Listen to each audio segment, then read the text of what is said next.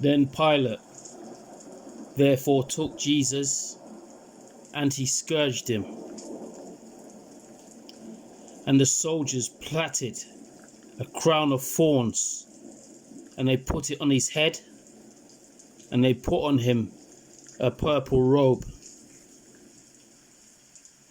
And they said, "Hail, King of the Jews!"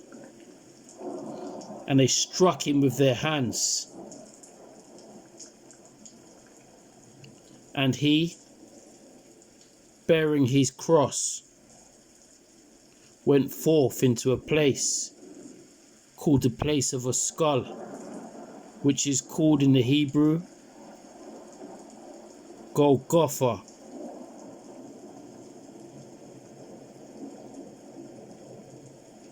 And Pilate wrote a title, and he put it on the cross. And the writing was, Jesus of Nazareth, the King of the Jews.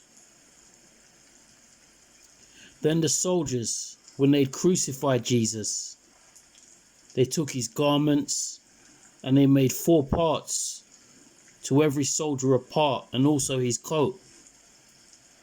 Now the coat was without a seam, and it was woven from the top throughout.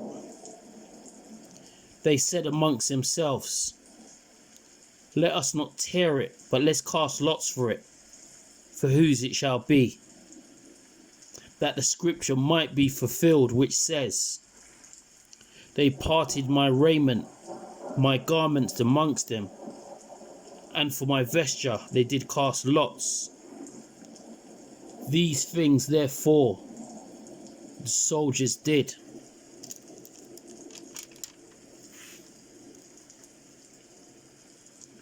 After this, Jesus, knowing that all things were now accomplished, that the scripture might be fulfilled, said, "I thirst."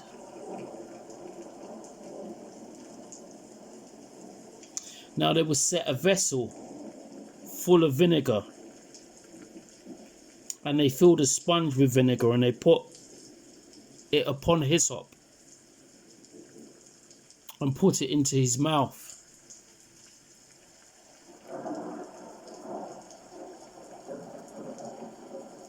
When Jesus therefore had received the vinegar, he said, "It is finished." And he bowed his head, and he gave up the ghost. And behold, the veil of the temple was torn in two from the top to the bottom, and the earth quaked, and the rocks were torn.